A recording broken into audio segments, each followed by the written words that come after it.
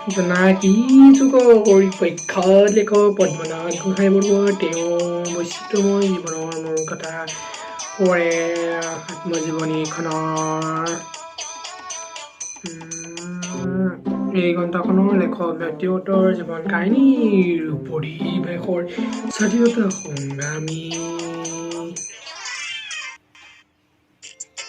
মানে এইটো আজিকালি ষ্টাইল মানে তাকে কৈছ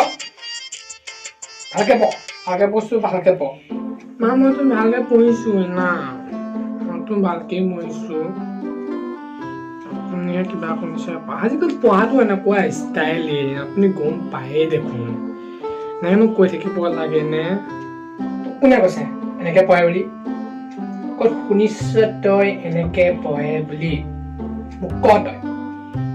এনেকেতো পঢ়ে না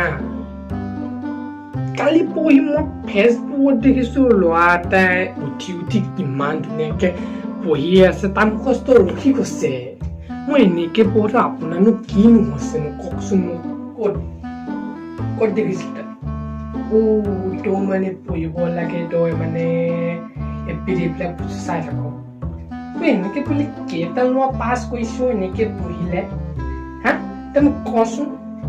হা তই পঢ়িলে তুমি চব পাছ নকৰ মানে